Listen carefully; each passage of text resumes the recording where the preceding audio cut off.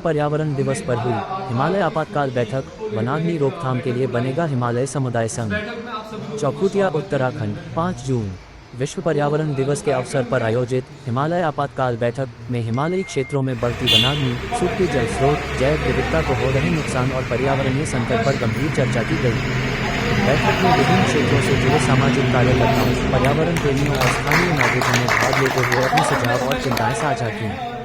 बैठक में सर्वसम्मति से निर्णय लिया गया कि वनाग्नि की बढ़ती घटनाओं पर प्रभावी नियंत्रण और जनभागीदारी सुनिश्चित करने के लिए जल्द ही हिमालय समुदाय संघ का गठन किया जाएगा।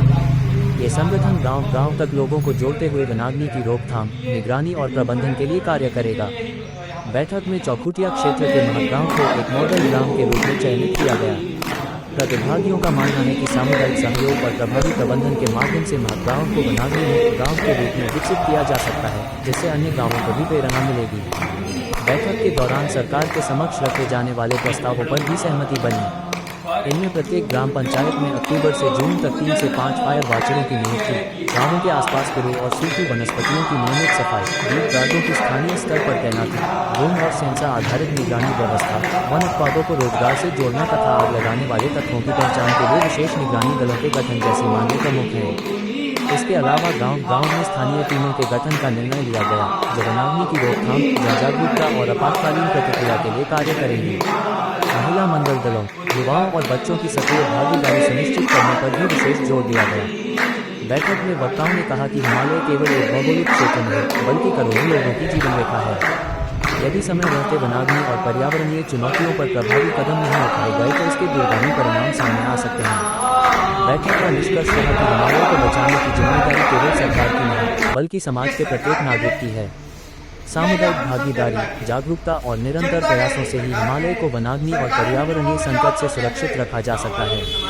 हिमालय बचेगा तभी जल, जंगल और जीवन बचेगा। जितनी भी मीटिंगों में मैं जाता हूँ, ये दिखाई देती है कि ये जंगल किसके हैं। सारी समितियां, ये ग्राम प्रधान लोग अग्नि को रोकने के लिए हर ब्लॉक में समितियों का गठन किया है सरकार ने, हर ब्लॉक में गठन किया, उसमें सुझाव ले रहे हैं।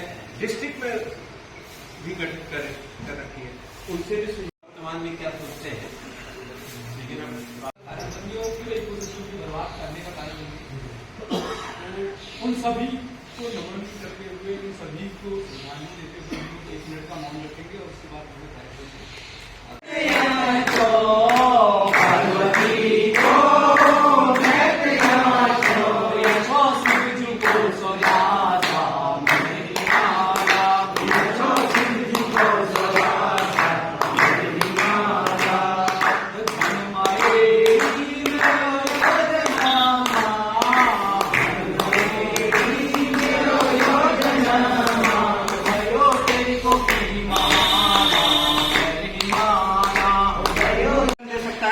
तभी अच्छे भोजन का वो आनंद ले सकता है। हर कुछ जब उसका स्वास्थ्य खराब है, मनुष्य का जब स्वास्थ्य सही होता है तब इन सब चीजों का लाभ ले सकता है।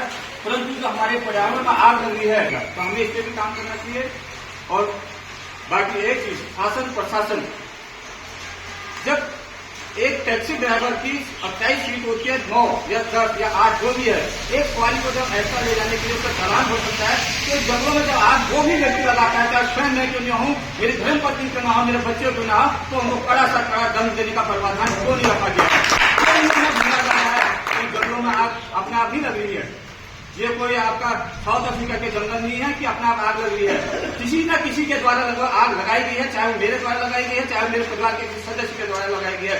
जब हम बड़े से बड़े क्रिमिनल को विश्व के कोने से ढूंढ के ला सकते हैं, तो जंगल में आग लगाने वाले को क्यों नहीं ढूंढ सकते हैं। मेरा शासन प्रशासन से निवेदन रहेगा कि आप एक पेड़ न लगाएं, कुछ न करें, केवल जंगल में जो आग लगा रहे हैं उन्हें ढूंढे और कड़ी से कड़ी सजा दीजिए, स्वयं मेरे परिवार का सदस्य क्यों ना हो।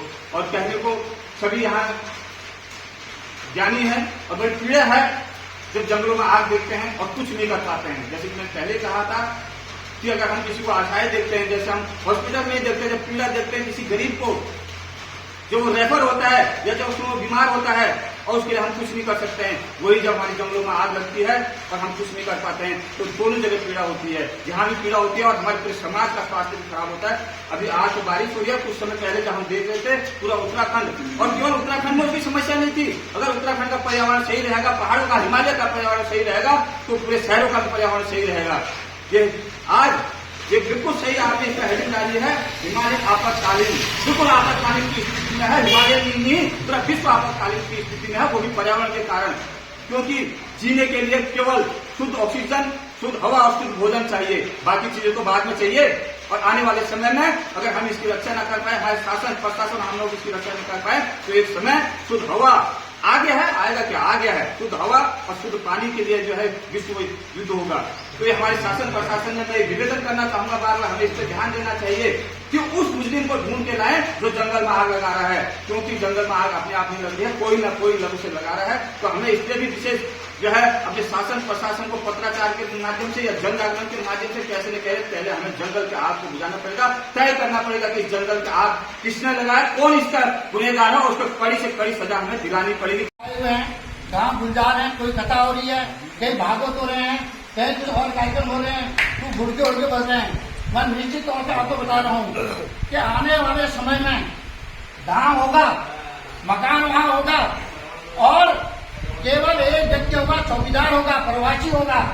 और वो प्रवासी जो तो हमारे हैं, हम जैसे लोग, हम उस एक चौकीदार को रखेंगे, वो देखभाली करेगा। ये हो भी गया है हमारे यहीं पर आपको दिखाई देता से आगे बारीघाट पूरा गांव बंजर हो गया है। एक मकान है, एक व्यक्ति ताला खोलता है, रोज आता है, थोड़ी सा अपनी चहल पहल वहां पर बता देता है। तो ये ऐसी स्थिति हमारे आने वाली है, तो ये दर्द है हमारा। कोई सामाजिक व्यक्ति हो, व्यक्तित्व हो, किसी को नहीं बुलाया था। तो इसका मतलब अगर हम लोग यहाँ पर आए हैं तो हम सब लोगों की एक ही पीड़ा है, तो हम लोग इसको आगे लेकर चलते हैं।